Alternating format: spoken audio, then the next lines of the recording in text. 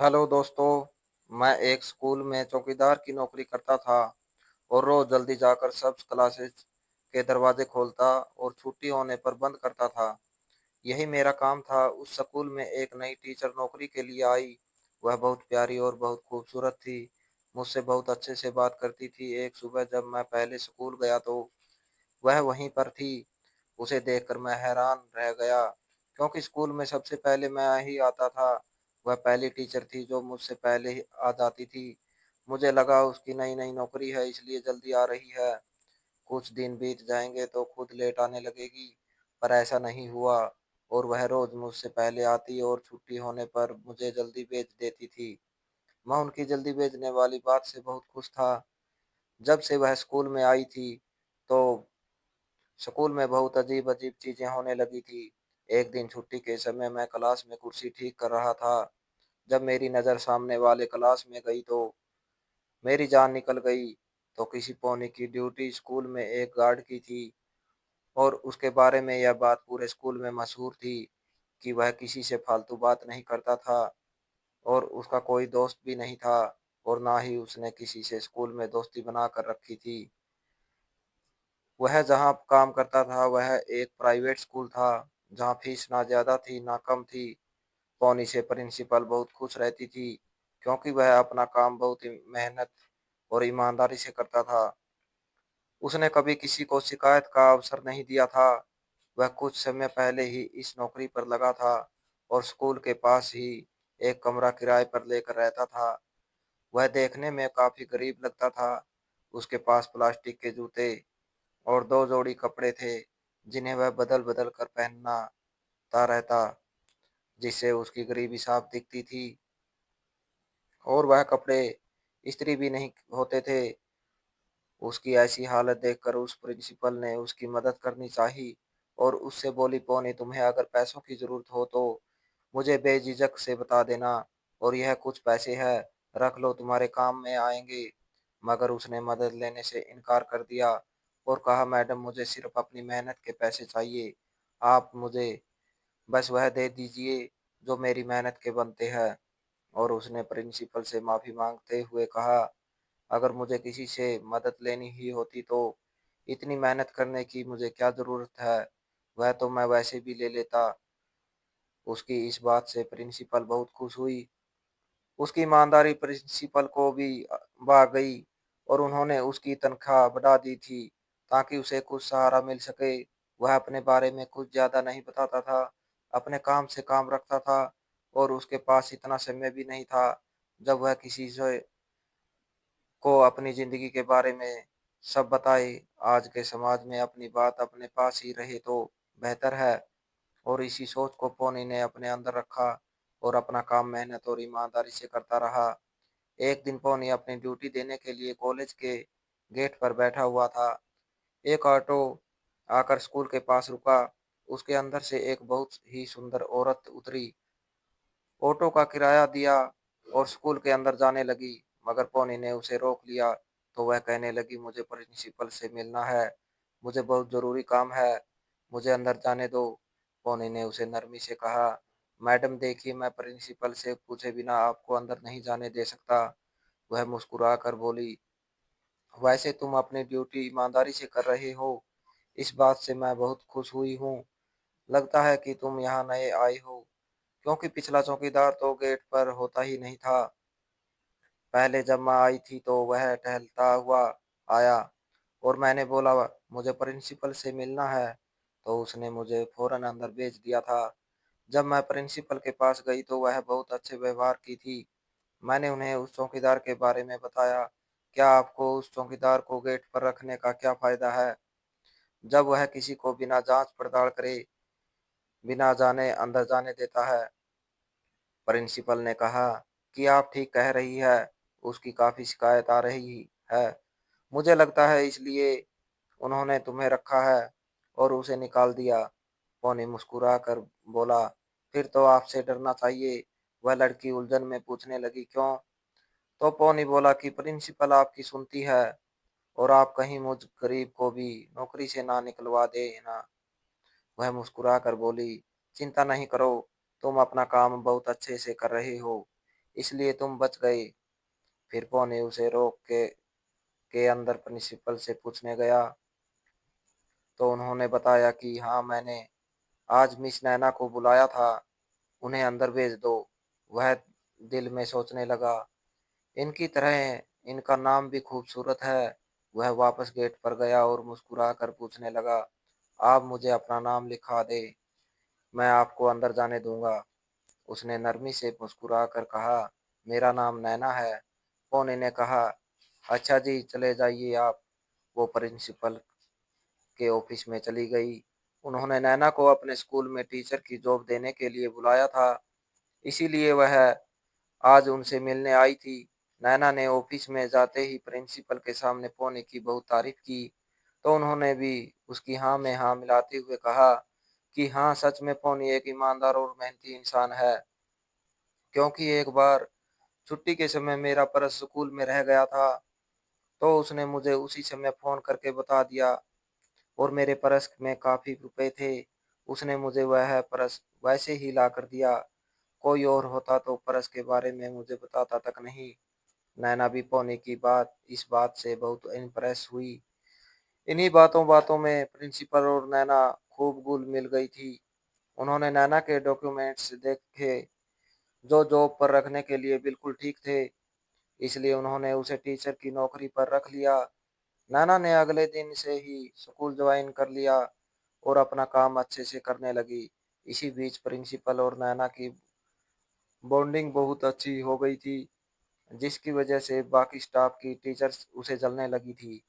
कुछ ही दिनों में नैना ने प्रिंसिपल का दिल जीत लिया था, क्योंकि वह अपना काम बहुत मेहनत और अच्छे से करती थी। और वह एक दिन घर से प्रिंसिपल के लिए अपने हाथों से खीर बनाकर लाई थी, जो उन्हें बहुत पसंद आई थी। वह खीर खाने के बाद अब वह उससे अपनी इच्छा से खीर बनवाने लगी थी, और कभी उन्हें जरूरत होती या उनके घर में कोई मेहमान आ जाते, तो नैना उनके घर पर जाकर भी उनकी मदद कर दिया करती थी, जिसकी वजह से वह उससे बहुत खुश रहती थी। नैना को पौने की जिंदगी पर भी बहुत तरस आता था, जो अपनी जिंदगी बहुत मेहनत और मुश्किल से काट रहा था। उसकी आदत बहुत सादी सी थी, उसे जो खाने के लिए मिलता था वह खा लेता था, बैठने के लिए जो जगह मिलती थी वहीं पर बैठ जाता था। उसके पास एक सस्ता सा छोटा मोबाइल था, जिसमें आवाज भी कट कट कर आती थी। उसके मोबाइल की हालत देखकर प्रिंसिपल ने उसे एक पुराना टच मोबाइल देने के लिए सोचा, और अपने घर में एक फालतू रखा हुआ फोन स्कूल में लाई। पौनी को ऑफिस में बुलाकर उन्होंने उससे कहा, यह मोबाइल तुम रख लो, तुम अकेले बोर होते होंगे, मैं इसमें बैलेंस भी डलवा दूंगी, तुम इससे अपना दिल बहला लेना। पर उसने लेने से साफ इनकार कर दिया, क्योंकि उसे इन चीजों में रुचि नहीं थी, ना ही उसे कोई शौक था। स्कूल में नौकरी करने वाले क्लर्क पौनी से जलने लगे। वह सोचते थे कि हम में से तो किसी की भी इतनी हिम्मत नहीं है जो प्रिंसिपल से फालतू बात भी कर सके। एक पौनी और नैना है जो प्रिंसिपल से उनके घर पर भी मिलते हैं, उनके घर के कामों में भी मदद करते रहते हैं। स्कूल के क्लर्क पौनी को रोक रोक कर कहते थे, पौनी, हमें भी बता दो प्रिंसिपल को क्या गोल कर पिलाया है, तुम तो उनसे बड़ी हंस हंस कर बातें करते हो।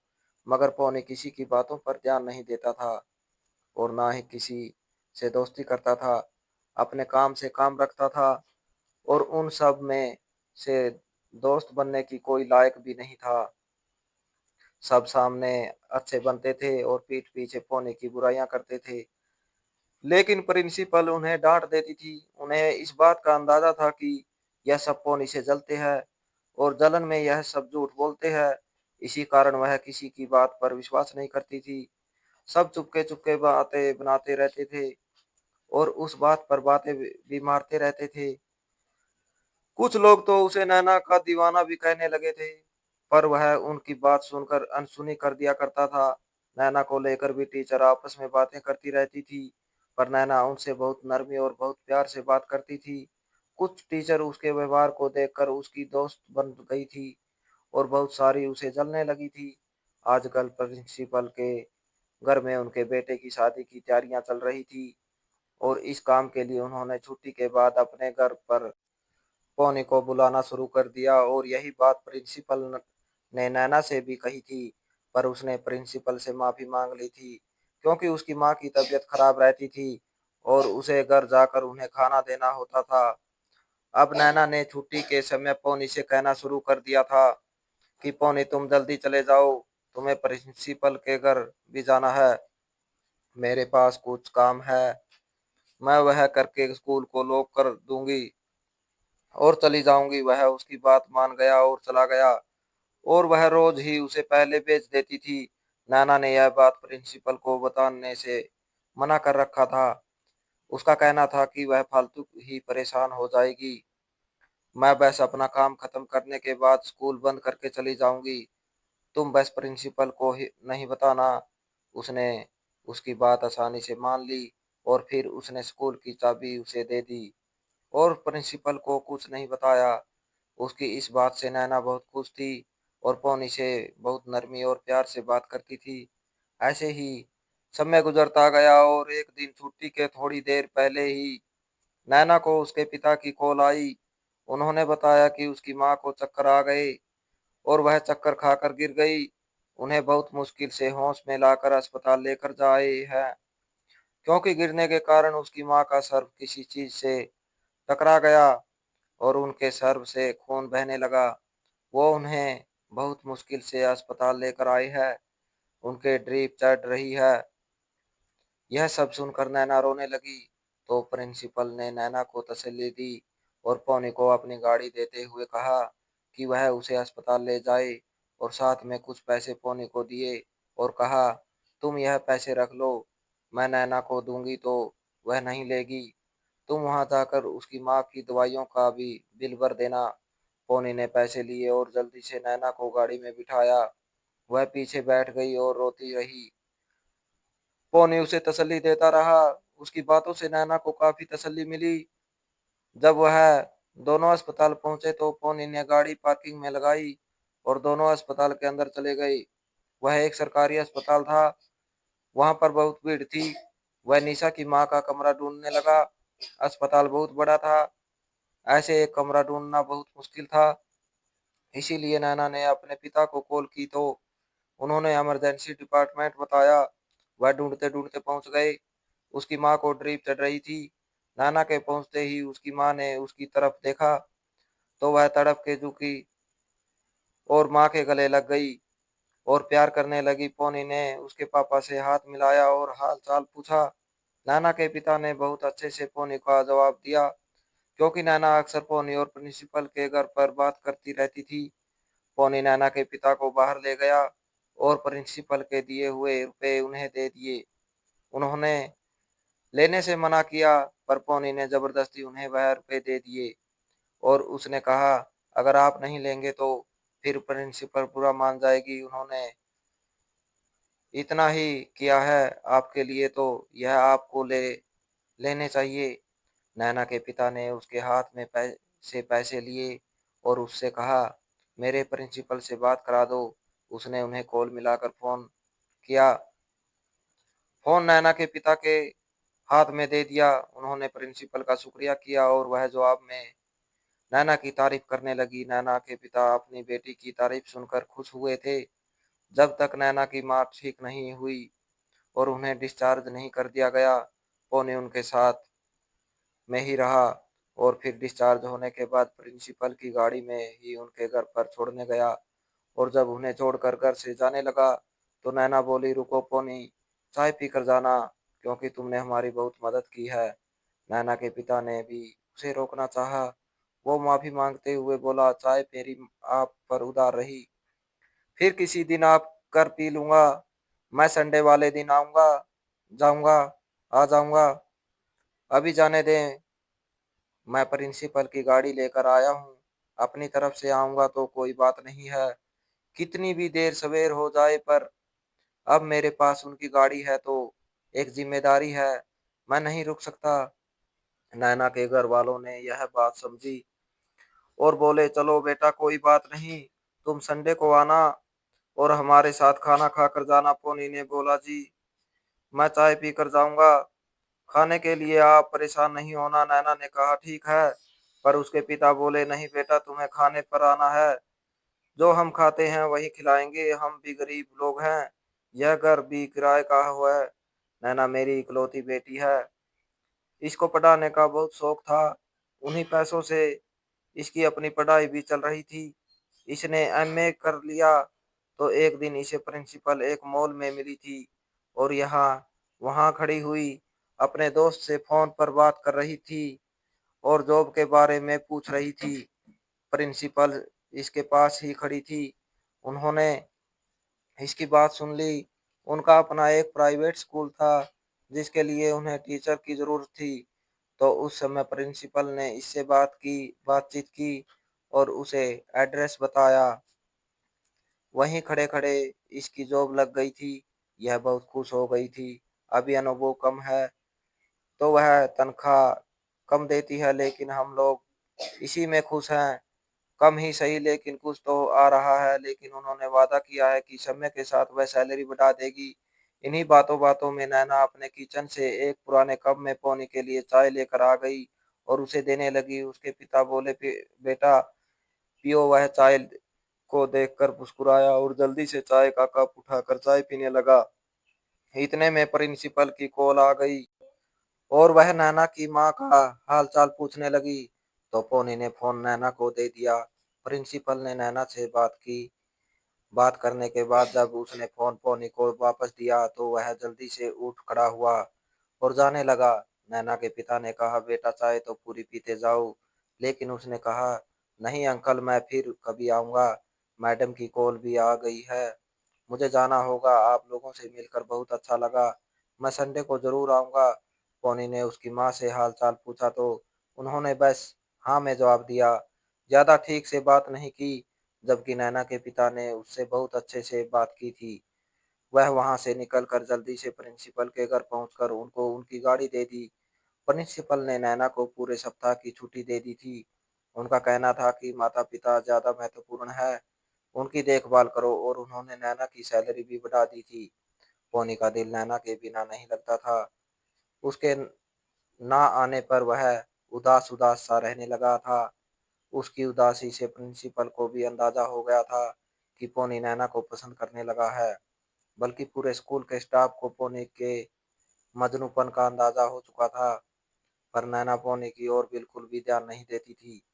उसे कभी कभी पोनी पर शक होने लगा था कि जैसे वह उसमें रुचि ले रहा है।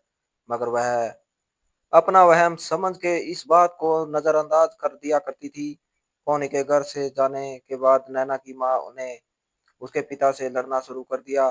उनका कहना था कि एक चौकीदार को इतना सर पर चढ़ाने की क्या जरूरत थी।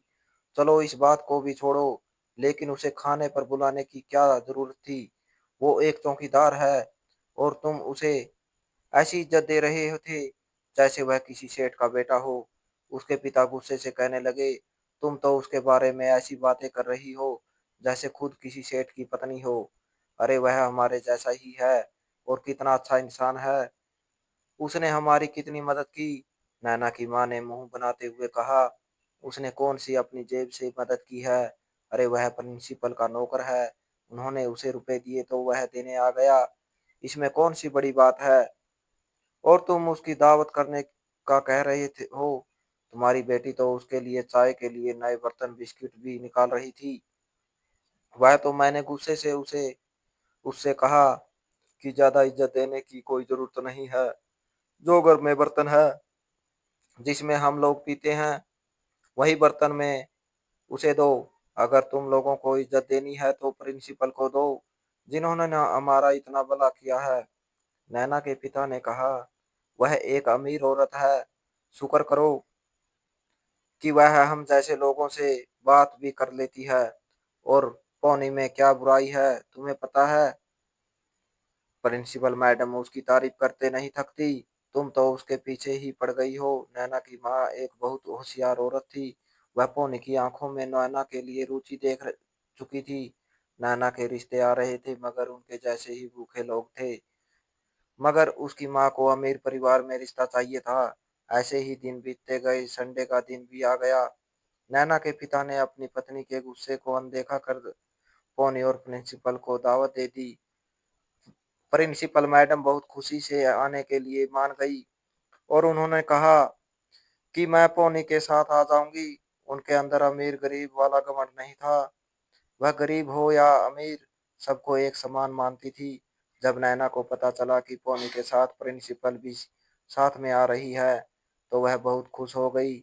अगले दिन उनकी दावत थी, तो उसकी माँ उसके साथ मिलकर उनके लिए अच्छा अच्छा खाना बनाने लगी। नैना की माँ वैसे तो खाना बहुत अच्छा बनाती थी, लेकिन जब उसका मूड ना हो तो वह खाना बनाने से साफ मना कर देती थी। लेकिन आज तो प्रिंसिपल मैडम आ रही थी, इसलिए उन्होंने खाने में कोई कसर नहीं छोड़ी। शाम के समय जब पोनी प्रिंसिपल के साथ नैना के घर पर आया, तो अपने वही कपड़े जो काफी घिसे हुए थे, उनमें से ही एक प्रेस करके पहन के आ गया। प्रिंसिपल ने उसे एक नया सूट देने के लिए कहा, तो उसने साफ मना कर दिया। उसके जूते भी वही पुराने घिसे हुए थे, पर वह इसी हालत में प्रिंसिपल की गाड़ी में उन्हें बिठाकर नैना के घर पर ले आया। नैना की माँ प्रिंसिपल को सर आंखों पर बिठा रही थी और पौनी से तो वह बोल भी नहीं रही थी। दूसरी ओर नैना के पिता उसे बहुत इज्जत दे रहे थे और उससे बातें कर रहे थे। उसे ऐसा नहीं लगने दे रहे थे जैसे वह अकेला है। वो शर्म के कारण खा पी भी नहीं रहा था, लेकिन वह उसे जबरदस्ती खिला रहे थे। उस दिन पौने की तो कोई खुशी की सीमा नहीं थी। वह इतने दिनों से नैना से नहीं मिला था और आज उसे देखकर काफी खुश लग रहा था। प्रिंसिपल ने बहुत शौक से खाना खाया और कुछ तो वह अपने लिए पैक करके अपने साथ ले गई। उन्हें खाना बहुत पसंद आया था।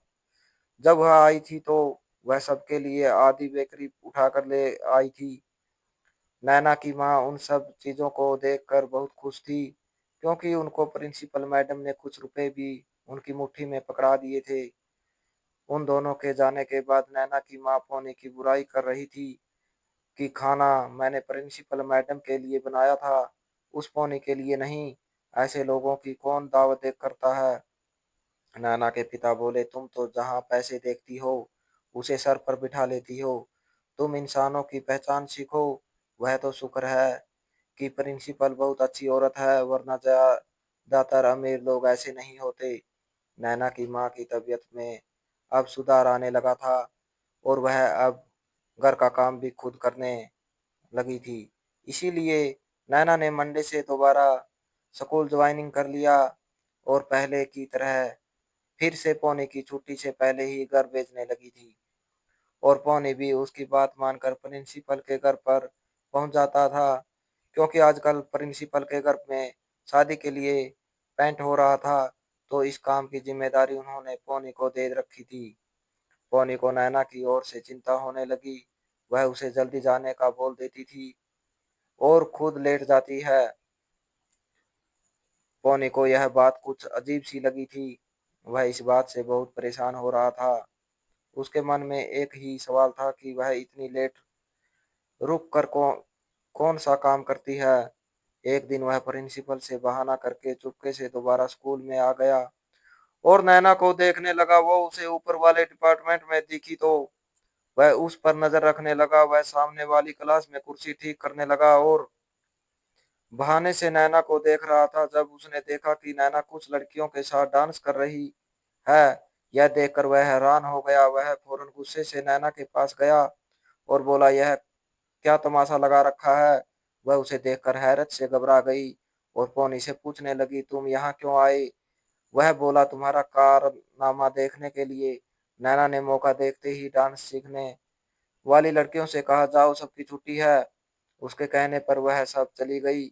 उन लोगों के जाने के बाद नैना ने पोनी को समझाने की कोशिश की, देखो तुम मेरे हालात के बारे में समझो। मैंने एक बार एक बच्ची को स्कूल के ड्रामा के लिए डांस सिखाया था। वह मेरे डांस से बहुत खुश हुई और डांस में फर्स्ट भी आई थी। और उसने मुझसे कहा कि आप मुझे प्लीज पूरा डांस सिखा दें और मैं आपको इसकी फीस भी दूंगी। मैं उसकी बात सुनकर बहुत खुश हुई और उससे कहा कि डांस सीखने के लिए और भी लड़कियों को इकट्ठा करें। तुम तो सब जानते हो कि मेरे घर के कैसे हालात हैं, इसलिए मैंने उन लड़कियों को डांस सिखाना शुरू कर दिया। मेरे पास डांस सिखाने के लिए कोई जगह नहीं थी, तो मैं प्रिंसिपल और तुम्हारी नरमी का फायदा उठाते हुए स्कूल में डांस सिखाने लगी। प्लीज मुझे माफ कर दो और प्रिंसिपल को कुछ नहीं बताना, वरना मुझसे उनका भरोसा उठ जाएगा और उनका दिल टूट जाएगा। मैं आज के बाद कभी दोबारा ऐसा नहीं करूंगी और सबको डांस सिखाना भी बंद कर दूंगी। पोनी ने एक लंबी सांस खींची और कहा, एक ही शर्त पर मैं तुम्हारा राज रख सकता हूँ कि तुम मुझ पर भरोसा करो, मुझसे शादी कर लो। यह कोई ब्लैकमेलिंग नहीं है, बस मेरे प्यार का जुनून है। मैं तुमसे प्यार करता हूँ, मैं तुम्हारे बिना नहीं रह सकता। यह बात सुनकर नैना गुस्से में आ गई और कहने लगी, जाओ प्रिंसिपल को जाकर बता दो। तुम रुको, मैं उन्हें फोन करके अभी सारी सच्चाई बता देती हूँ और उनसे माफी मांग लेती हूँ। मुझे उन पर पूरा विश्वास है, वह मुझे माफ कर देगी। इतनी सी बात छुपाने के लिए तुम मुझसे इतनी बड़ी बात कह रहे हो। तुम अपनी पढ़ाई और मेरी पढ़ाई में अंतर तो देखो। तुमने तो 10वीं पास भी नहीं कर रखी और मैंने एमए कर रखा है। मुझे अपने ऊपर पूरा विश्वास है कि मुझे एक ना एक दिन बहुत अच्छी नौकरी मिल जाएगी और फिर मैं अपने ही जैसे एक पढ़े लिखे लड़के से शादी कर लूंगी। तुम मेरे सपने देखना छोड़ दो और अपने ही जैसे किसी लड़की से शादी कर लो। मेरी बात मानो, तुम उसके साथ बहुत खुश रहोगे। हाँ, तुमने मेरी बहुत मदद की है, इसलिए मैं तुम्हें इस बात के लिए भी कुछ नहीं कहूंगी। सपने देखना हर किसी का अधिकार है और वह देख सकता है, मगर सपने भी ऐसे देखना चाहिए जो आसानी से पूरे हो सके। पौने पूरे विश्वास से बोला, मुझे ऊपर वाले पर पूरा विश्वास है, वह मेरा सपना जरूर पूरा करेगा। नैना गुस्से में बोली, मुझे तुम्हारी बातों पर हंसी आ रही है, तुम पता नहीं क्या क्या बातें कर रहे हो। यह कहकर उसने प्रिंसिपल को कॉल कर दी। रोते रोते सारी बात प्रिंसिपल को बता दी और पौने की शादी करने वाली बात भी उन्हें बता दी। प्रिंसिपल ने यह सब सुनकर एक लंबी सांस ली और उससे कहा, तुम इतनी परेशान ना हो, यह कोई इतनी बड़ी बात नहीं है जो तुम टेंशन ले रही हो। हाँ, तुमने गलत तो किया है और तुम्हें इसकी सजा भी मिलेगी, लेकिन यह सजा मैं बाद में दूंगी। उसने प्रिंसिपल से अपनी गलती की माफी मांगी और कॉल काट दी। उसके बाद वह अपने घर आ गई। उसके चेहरे से परेशानी साफ दिख रही थी। उसकी माँ उसकी शादी एक अमीर आदमी से करना चाहती थी। उनका कहना था कि मेरी बेटी इतनी सुंदर है तो वह किसी अमीर परिवार की ही बहू बनने के लायक है। वो नैना से कहती थी कि तुम अमीर लोगों को अपने दोस्त बनाओ, शायद तुम उनके रिश्तेदार या उनके किसी जानने वाले को पसंद आ जाओ तो तुम्हारी शादी अमीर परिवार में हो जाएगी और तुम्हारी किस्मत खुल जाएगी। तुम्हारे साथ साथ हमारा भी भला हो जाएगा। माँ के कहने पर उसने अमीर लोगों से दोस्ती बनाना शुरू कर दिए और उन लोगों के घरों पर कोई भी फंक्शन होता वह कभी भी फंक्शन में जाना नहीं छोड़ती। नैना के पिता एक लॉन्ड्री पर नौकरी करते थे और लॉन्ड्री का मालिक उसके पिता को कपड़े घर पर ही प्रेस के लिए दे दिया करता था, जिसकी वजह से उन्हें थोड़े बहुत पैसों में फायदा हो जाता था। और नैना की माँ को कभी किसी फंक्शन में जाना होता तो वह प्रेस के लिए जो कपड़े आते थे उसमें से कपड़े पहन लेती थी और अपनी झूठी इज्जत बनाती रहती थी और नैना को भी ऐसा करने पर मजबूर करती थी ताकि वह अमीर दिख सके। नैना को यह झूठी इज्जत बनानी बिल्कुल पसंद नहीं थी। इन सब से वह खुश नहीं थी होती थी। उसकी माँ गुस्से वाली थी, इसलिए मजबूरन नैना को वह कपड़े पहनने पड़ते थे। उसकी माँ की हजार कोशिशों के बाद भी नैना की किस्मत नहीं खुली थी। उसे किसी भी दोस्त के रिश्तेदार ने पसंद नहीं किया और उसकी साथ की सहेलियों को बहुत अमीर अमीर रिश्ते मिल गए थे और वह आस लगाए बैठी रह जाती थी। फंक्शन से आकर नैना ने माँ को साफ मना कर दिया, वह अब ऐसा कभी नहीं करेगी। तो उसकी माँ भी मजबूरन मान गई और नैना के लिए रिश्ते वाली को लगा लिया और उससे कहा, कोई बहुत अमीर रिश्ता बताओ, मेरी बेटी बहुत सुंदर है। ऐसे ही दिन बीतते गए पर रिश्ते वाले ने उनके रिश्ते के लिए कोई जवाब नहीं दिया। उनके घर का माहौल और गरीबी को देखकर उनके यहाँ कोई अमीर रिश्ता लाने के लिए तैयार नहीं था। तो उसकी माँ ने उसकी शादी के लिए कोई अमीर बड़ी उम्र के आदमी से भी रिश्ता करने के लिए तैयार हो गई थी, मगर उसे वह भी नहीं मिला। उधर पोनी ने नैना के पिता से अपनी और उसकी शादी के लिए बात कर ली। पोनी को उसके पिता ने जवाब दिया कि घर पर मिलो, फिर बात करते हैं। तो वह बात करने के लिए उसके घर पर चला गया। घर पर मिलने के बाद उन दोनों में कुछ ऐसी बात हुई कि उसके पिता उसके साथ बेटी का रिश्ता करने के लिए तुरंत मान गए। उसके पिता की यह बात सुनकर उसकी मां ने बहुत हंगामा किया, लेकिन उनका हंगामा मचाने का कोई फायदा नहीं हुआ, क्योंकि नैना के पिता ने उसकी मां की एक भी बात ना सुनी और मंदिर में बहुत सादगी से शादी करने के लिए तैयार हो गए। नैना भी इस रिश्ते के लिए तैयार नहीं थी।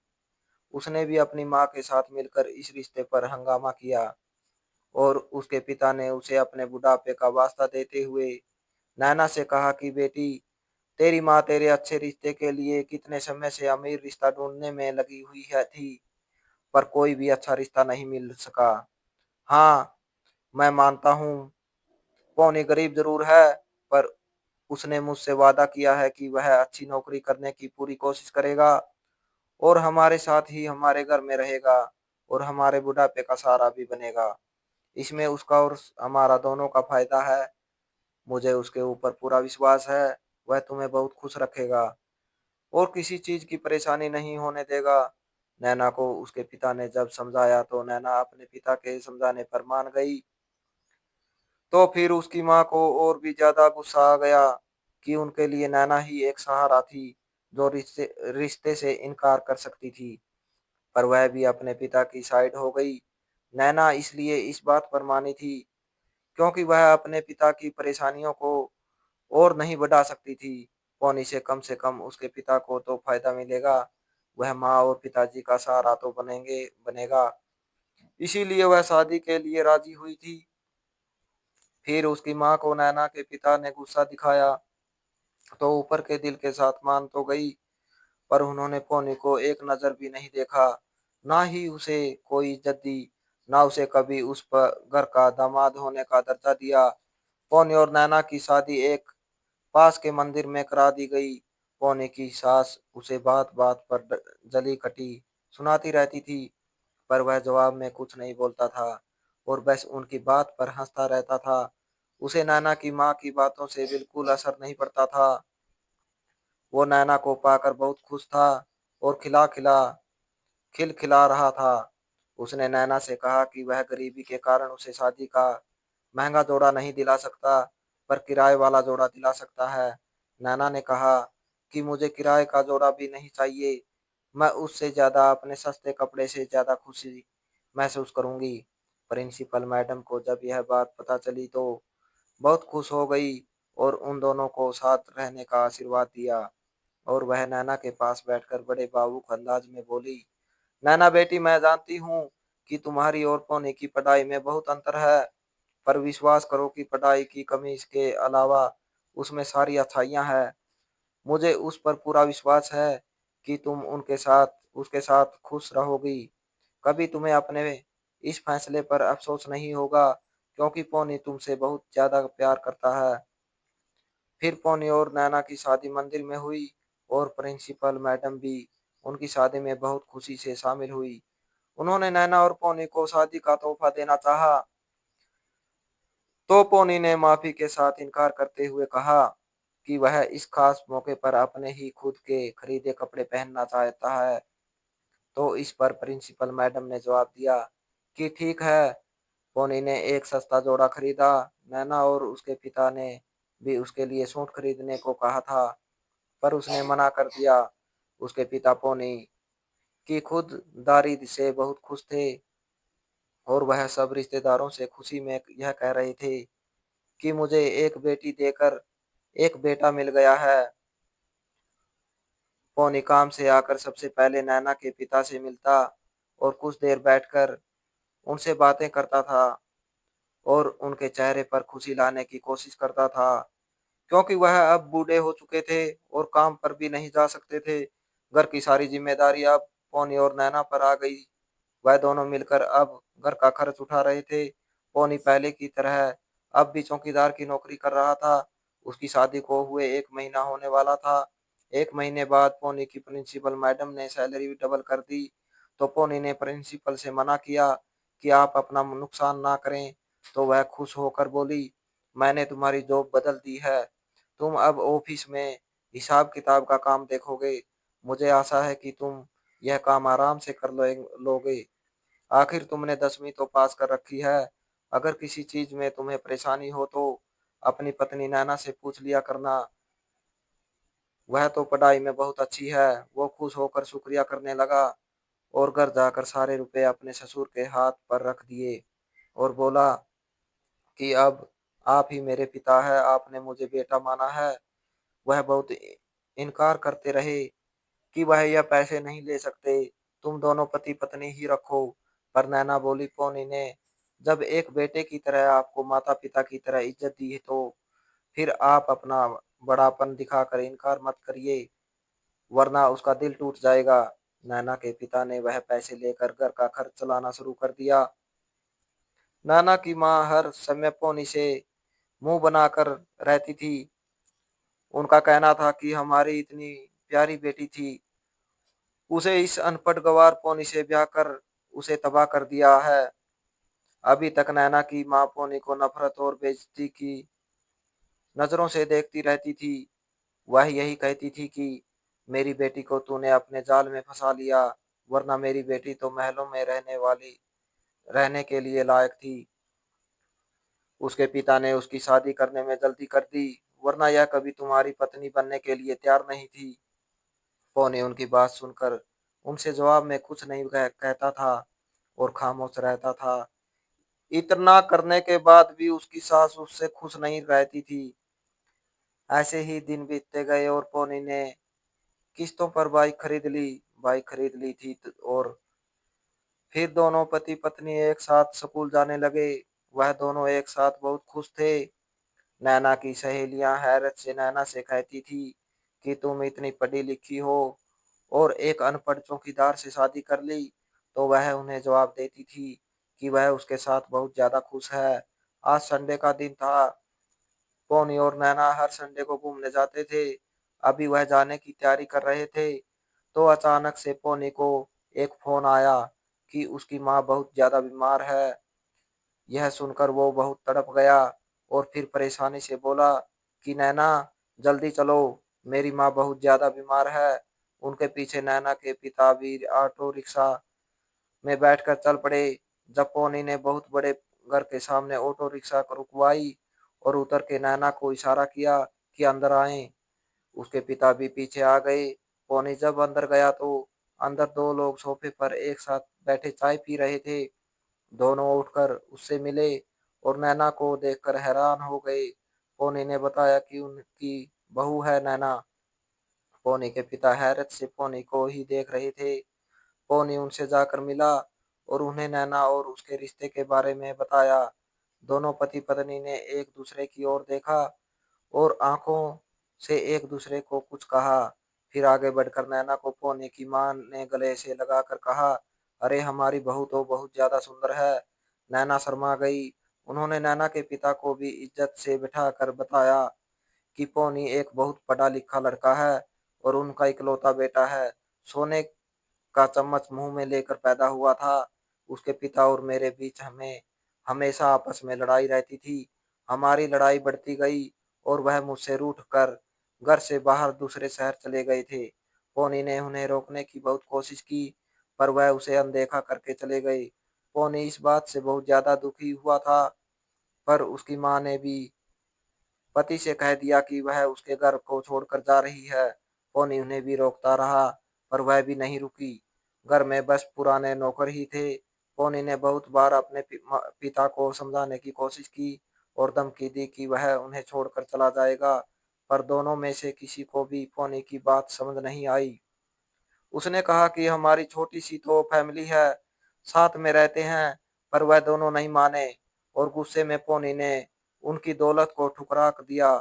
कहा कि उसे उनकी धन दौलत की कोई जरूरत नहीं है उसे बस सुकून चाहिए, इसी कारण वह रूठ कर चला गया। सबके जाने के बाद पोनी घर में बिल्कुल अकेला रह गया था। उसने अपना इंटर का सर्टिफिकेट उठाया और पर्स में जो भी पैसे पड़े थे उसे लेकर घर छोड़कर चला गया और यहाँ आकर प्रिंसिपल मैडम के स्कूल में चौकीदार की दारी की नौकरी मांग ली और उन्होंने उसको नौकरी दे दी। इस तरह पौने गरीब बनकर नौकरी करता रहा और नैना से शादी कर ली। जब पिता ने सुना कि वह घर छोड़कर चला गया है तो तब वह बहुत तड़प उठे और उसे ढूंढने लगे। बेटे के कारण दोनों पति पत्नी फिर साथ आ गए। उसकी मां ने अपनी बीमारी का ड्रामा किया तो वह भागा हुआ आया, वरना वह पहले भी उसे बहुत मना चुके थे और वह घर आने का नाम ही नहीं ले रहा था। जब उन्होंने देखा कि वह किसी से शादी करना चाहता है तो उन्होंने उससे माफी मांगी और दोबारा से आपस में कभी नहीं लड़ने का वादा कर लिया। पोनी रोते हुए बोला, क्या फायदा हुआ आपके लड़ने और अब साथ में रहने का। मेरा सारा बचपन तो आप लोगों को आपस में लड़ाई के कारण मेरा जीवन बहुत दुख भरा गुजरा। ना माँ हार मानती थी, ना ही पिता। दोनों में से किसी एक को भी अपने इकलौते बेटे का ख्याल नहीं आया कि वह कितना अकेला हो गया है। जब आप लोगों की तेज आवाज पर घर में गूंजती थी तो मेरा दिल कितना डर जाता था और मैं सारी रात डर के मारे डर कर रोते हुए गुजार देता था। आप लोग समझते थे कि आप मुझ पर इतना पैसा खर्च करते थे और समझते थे कि मैं खुश हूँ, पर जो खुशी और सुकून मुझे करीबी में मिला है वह सारी जिंदगी मिल ही नहीं सकता था। जिस अच्छी खुशी और प्यार के लिए मैं सारी जिंदगी तरसता रहा वो मुझे नैना और उसके पिता से मिली है। प्रिंसिपल मैडम जिन्होंने मुझे बेटे की तरह समझा, जिनके यहाँ मैं सिर्फ एक चौकीदार की हैसियत से नौकर था, उन्होंने अपने बेटे की तरह मेरी शादी में शामिल होने का फैसला किया। पोनी के पिता रोते हुए उसे देख रहे थे और उसे प्यार करके माफी मांगने लगे। उन्होंने नैना के माता पिता को अपने साथ रखना चाहा तो नैना के पिता ने मना कर दिया कि उसकी माँ भी नहीं मानी। नैना की माँ बेटी के ससुराल का घर इतना बड़ा देखकर बोली, मेरा तो दम ही घुटने लगा। वह पति से बोली, शुक्र है कि आप वहां पर रहने के लिए नहीं माने। जो सुकून मुझे इस घर में मिलता है वह मुझे कहीं और नहीं मिल सकता। मैं यह जान गई हूँ कि चाहे गरीब ही क्यों ना हो, अपने घर का इंसान राजा ही होता है। और मुझे ही पैसों का लालच पड़ा हुआ था। आप जो कपड़े प्रेस के लिए लाते थे वह मैं चोरी चोरी खुद भी पहनती थी और नैना को भी जबरदस्ती पहना देती थी। वह बहुत हिचकिचाती रहती थी पर मैं उसे जिद करके कपड़े पहना देती थी। नैना के पिता बोले, ऊपर वाले से माफी मांगो। शुक्र है भगवान का कि मेरी बेटी अच्छे नेचर की है और बहुत अच्छे इंसान से उसकी शादी हुई है। हमने तो उसे गरीब इंसान समझकर अपनी बेटी की शादी कर दी थी, पर वह तो बहुत अमीर निकला और मुझे हैरत यह भी है कि मैं समझा था तुम उसकी अमीरी का सुनकर खुशी से नाचोगी, पर तुम नॉर्मल ही रही। नाना की मां शर्मिंदा होकर बोली, क्या मैं समझ चुकी हूँ कि इंसान अच्छा हो तो अमीर गरीबी से भी कोई फर्क नहीं पड़ता, बस इंसान अच्छा होना चाहिए। पोनी ने मेरा दिल बहुत खुश कर दिया। इतना बेइज्जत करके मैंने उसे बातें सुनाई लेकिन उसने पलट कर कभी एक जवाब तक नहीं दिया। उसके पिता के सामने तो मैं माफी भी नहीं मांग सकी। अब जब भी मौका मिलेगा उससे माफी मांग लूंगी। नैना अपने शानदार से बेडरूम में बैठी हुई थी और पोनी ने उसका प्यार से हाथ पकड़ रखा था।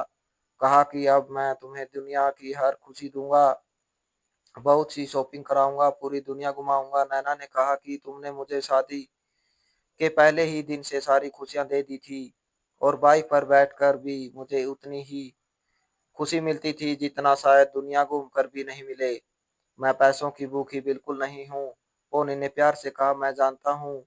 और शादी के कुछ समय बाद मैंने प्रिंसिपल मैडम को अपनी सारी सच्चाई बता दी थी। वह काफी हैरान हुई और बहुत ज्यादा खुश भी कि नैना के आगे की जिंदगी कितनी अच्छी गुजरेगी। नैना ने कहा, बस मेरे पिता का सहारा बने रहना, मैं और भी खुश हो जाऊंगी और कुछ भी नहीं मांगूंगी। वो बोला हम उन्हें अपने साथ ही रखेंगे और मेरे पिता भी इस बात से बहुत खुश होंगे। उन्होंने मुझसे कहा कि मैं तुम्हारे पिता और माँ को हमारे घर में ही रख लूंगा। इस पर नैना खुशी से झूम उठी और वह दोनों नैना के मायके जाकर उन्हें अपने साथ ले जाने के लिए बोलने लगे, पर उन्होंने साफ मना कर दिया। नैना की माँ बोली कि बेटा तुम्हारे हमारे ऊपर वैसे भी बहुत उपकार है, हमें यहीं रहने दो, हम यहीं खुश हैं, बस तुम दोनों हमसे मिलने आते रहना, इससे ही हम दोनों खुश हो जाएंगे। मैंने तुम्हें बहुत परेशान किया, बहुत बेइज्जत किया। वो हाथ जोड़ते हुए बोली, बेटा मुझे उन सब के लिए माफ कर दो, मैं अपने किए पर बहुत शर्मिंदा हूँ। पोनी ने उनके दोनों हाथ पकड़कर कहा, आप ऐसे बोलकर मुझे क्यों शर्मिंदा कर रही हो? आपने जो भी किया, मैंने कभी भी किसी बात को अपने दिल पर नहीं लगाया। आप मेरी माँ जैसी है, मैंने कभी आपकी बात का बुरा नहीं माना। आप हमारे साथ हमारे घर पर चलो। लेकिन वह मना करने लगी, बोली बेटा इस बात को छोड़कर मैं तुम्हारी सारी बातें मान लूंगी, लेकिन बेटी के ससुराल में नहीं रहूंगी, हम यहीं ठीक हैं। उसके ससुर भी बोले, बेटा तुम क्यों परेशान हो रहे हो, हम यहाँ बिल्कुल ठीक हैं। पोनी कहने लगा, यह तो गलत बात है, मैं भी तो आपके घर में रहा, क्या यह मेरा घर नहीं था? मैंने हमेशा इसे अपना घर माना, इसी तरह आप मेरे घर को अपना घर समझकर वहां चलें। आप सोच रहे होंगे कि बहू के माता पिता बेटी के ससुराल में रहेंगे तो उसके सास ससुर क्या कहेंगे, पर ऐसा नहीं है। आपको पता है, मेरे पिताजी ने ही आपको घर पर लाने के लिए भेजा है। वह तो और खुश हो जाएंगे कि आप दोनों हमारे साथ रहेंगे। यह सब सुनकर नैना भी बोली, जी पिताजी ये ठीक कह रही हैं, उन्होंने ही आप लोगों को लेकर आने के लिए बोला है। आप चलिए, यहाँ पर आपको इतनी परेशानी होती है और अब तो बरसात का मौसम आ गया, बारिश में घर टपकेगा तो आप परेशान हो जाएंगे। वह घर भी तो आपका ही है, मैं आपके कपड़े पैक करती हूँ उन दोनों के। इतना कहने पर वह मान गए और उसके घर पर जाने के लिए तैयार हो गए। पोनी अपनी बड़ी वाइट गाड़ी में बिठाकर उन्हें अपने आलीशान घर में ले गया आया। नैना के माता पिता को देखकर पोनी के घर वाले बहुत खुश हो गए और उन दोनों को बहुत इज्जत दी। सब साथ में हंसी खुशी रहने लगे। कुछ महीने के बाद नैना की गोद भर गई और उनके घर पर एक नन्ही सी बेटी ने जन्म लिया। पोनी और नैना ने उसका नाम मोहिनी रखा। यह नाम उन दोनों पर मिल रहा था। उसके नाना नानी और दादा दादी उसे बहुत प्यार करते थे। इसी बच्ची के आने से उन दोनों की जिंदगी में भी खुशियां आ गई थी। तो दोस्तों इस कहानी को लेकर आपकी क्या राय है? कमेंट बॉक्स में कमेंट करके जरूर बताएं। और अगर आपको हमारी आज की कहानी अच्छी लगी हो तो प्लीज इसे लाइक जरूर करें। अगर आपने अभी तक हमारे एसके की जुबानी 2.0 चैनल को सब्सक्राइब नहीं किया तो जरूर कर लीजिए। तो मिलते हैं ऐसी ही एक और मोटिवेशनल कहानी के साथ। Thanks for watching.